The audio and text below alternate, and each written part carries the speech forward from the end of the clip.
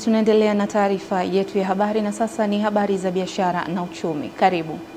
Vita inayoendelea kati ya Iran, Israel na Marekani imeanza kuleta athari za kiuchumi zinazoweza kusababisha kupanda kwa bei ya mafuta ya petroli na kuwepo kwa mfumuko wa bei. Roda Simba ana taarifa zaidi. Mchambuzi wa masuala ya uchumi na siasa kutoka Chuo Kikuu cha Dodoma, Dr. Paul Loisulie, anaeleza kuwa kuendelea kwa vita hii kunaweza kusababisha kupanda kwa bei ya mafuta duniani na mfumuko wa bei ya bidhaa mbalimbali.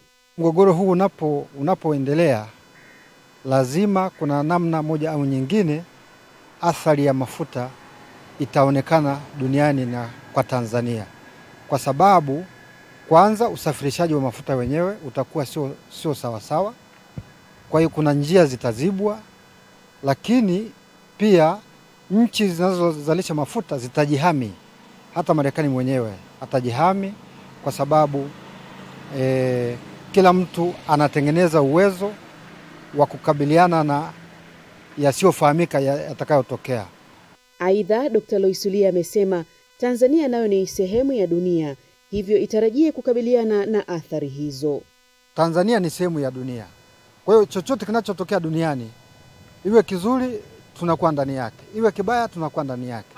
Kwa hiyo hakuna namna yoyote utaweza kuikwepesha madhara ya vita hii na uchumi wa Tanzania, kwa sababu kama nilivyosema, ya kwanza kwenye mafuta, ya pili nchi zilizoendelea kujihami, lakini la tatu kwamba sisi ni sehemu ya dunia ambayo tunategemeana. Hadi kufikia mwezi Machi mwaka huu, serikali ya Tanzania imefanikiwa kuwapeleka kufanya kazi nje ya nchi vijana zaidi ya 5,000 baada ya kuwapatia ujuzi wa fani mbalimbali za shughuli za kiuchumi. Kuringe Mongi ana undani wa taarifa hiyo.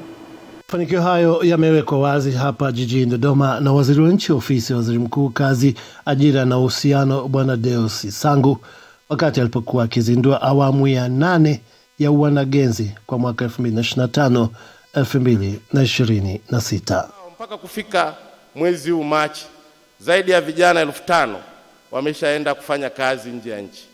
Na hivi juzi tu Naibu Katibu Mkuu aliniwakilisha kuwaaga vijana 500 wanaoenda kufanya kazi nje ya nchi.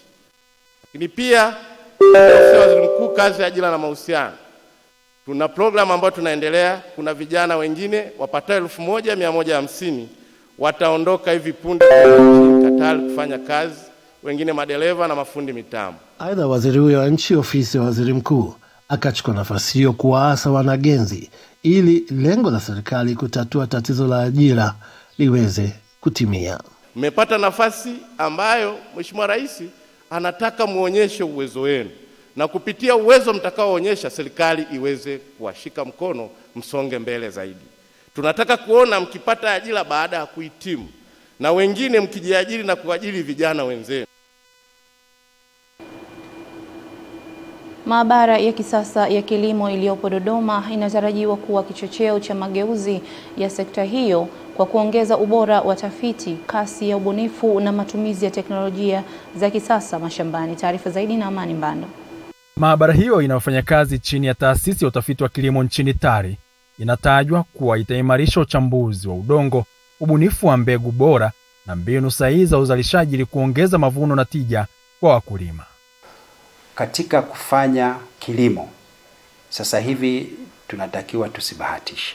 Kile kilimo cha kubahatisha, wewe unalenda tu nalima, lazima watu wajue kwamba je, huu udongo naoenda kuulima hapa hali yake ikoje, virutubisho vya hapa vikoje, na unafaa kwa zao gani.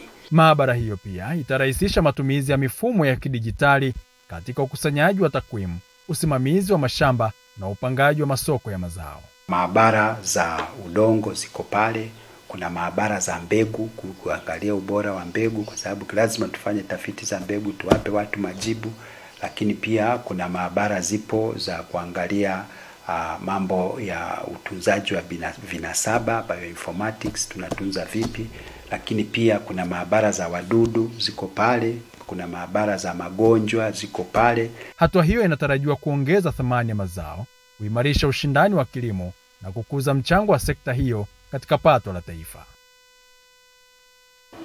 Na mtazamaji, tumefikia tamati upande wa habari za biashara na uchumi. Tupate mapumziko mafupi. Tukirejea hapa atakuwepo Eden Bahati kwa upande wa habari za michezo na burudani. Ulikuwa nami Pauline Mvungi.